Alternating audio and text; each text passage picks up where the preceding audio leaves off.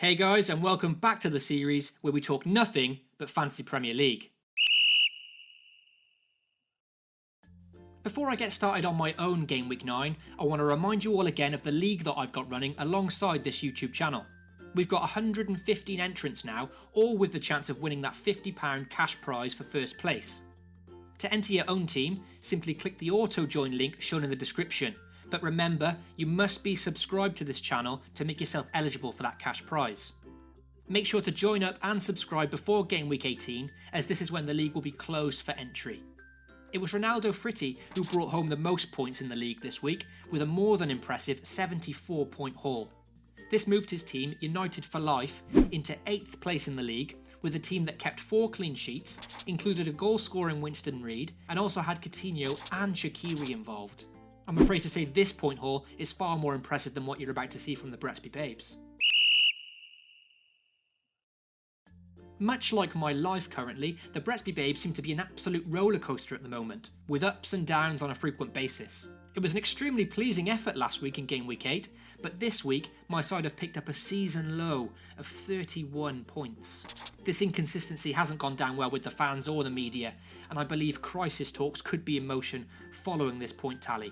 For the last few weeks, I've been determined not to break the bank with transfers and only make use of that one free transfer per game week. But following this week's effort of 31 points, I think it's time to make some drastic changes and look to spend at least 4 to potentially 8 points on transfers for game week 10. After another poor showing from John Stones, I'm starting to wonder why myself and 22% of 4 million managers have kept the young defender in their side. It was his mistake that led to Southampton's goal and cost my team another clean sheet here, and I think it's about time he made way for someone less prone to a mistake and more of a goal threat. I will hand it to him, he was a little unfortunate not to have a goal to his name this week, which may just have saved his place in my side, but that doesn't change the fact that he hasn't kept one clean sheet in 9 attempts now this season. So regardless of his good value for a Man City defender, I can't continue to waste more weeks on him. I brought in Firmino for Antonio this week, and evidently I've chosen the wrong Brazilian, with Coutinho running the show against West Brom.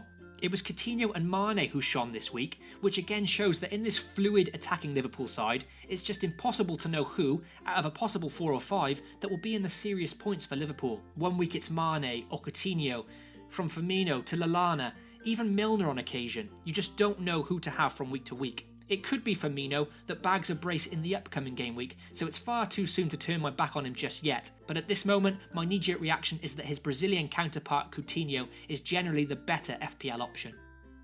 Walcott and Sanchez failed to deliver this week, which will disappoint many managers who I'm sure also jumped on that double up on the Arsenal midfield. A clean sheet helped pick up a few extra points, but it's still a big surprise that they weren't able to break the deadlock at home to Middlesbrough. They do face Sunderland in the next fixture though, so owning these two still provides a strong looking lineup moving into Game Week 10. Perhaps the biggest disappointment of all this week is that Sergio Aguero failed to make amends for his -1 point tally from Game Week 8, amassing a measly 1 point on this occasion and having very little influence on the game in general. You just know that once transferring out the world-class Argentine, he'll probably return to form and start racking up the points again. At the end of the day, he's valued at 13.1 million for a reason, but after 3 disappointing game weeks, you just can't help but think of the possibilities of what you could do with that money elsewhere in your side. It's definitely something I'll be contemplating in the build-up to Game Week 10, especially with all these bizarre articles in recent days about uncertainties over his Man City future. My players to watch from last week didn't really deliver in what was another unpredictable game week overall. Hopefully the players that I have my eye on this week perform a bit better in Game Week 10. The first player I'm starting with is Stoke's goalkeeping bargain, Lee Grant. I mention him not because I expect him to rack up loads of clean sheets this season, but currently with Stoke's upturn in form and his extended run in the team, he seems like a great option to free up some money elsewhere. At just 4 million, you won't find a cheaper goalkeeper playing a full 90 minutes. A lot of people, including myself, have opted for Jordan Pickford as this budget option, but looking at form and fixtures, I'd much rather have a Stoke goalkeeper at the moment than a Sunderland one. I would play with slight caution because Jack Butland, Stoke's first choice goalkeeper, has recently returned to training, but I think it'd be unfair for Mark Hughes to drop Lee Grant straight away. Regardless, I think Grant has earned a mention this week. This week sees another budget defensive option make it into my players to watch, in the form of Jose Holebas of Watford. Costing a mere 4.6 million, the defender has accumulated an impressive 27 points in his last 3 outings. He's also shown a goal threat going forward, with 2 goals and 1 assist to his name already this season. He faces a very poor Hull at home next, who seem to be on a downward spiral at the moment. We all know how unpredictable the Premier League can be, but this game represents a wonderful opportunity for Holebas to pick up a few more points. Callum Wilson makes a return to my players to watch this week. He didn't manage a goal against Tottenham on the weekend, but you can't really hold that against him, and Bournemouth's performance as a whole was very impressive. With the confidence of this Bournemouth side running high, I think that Callum Wilson is a great shout for the next 3 game weeks, where he faces Middlesbrough, Sunderland and then Stoke. Philip Coutinho makes his way into my players to watch after another impressive display against West Brom.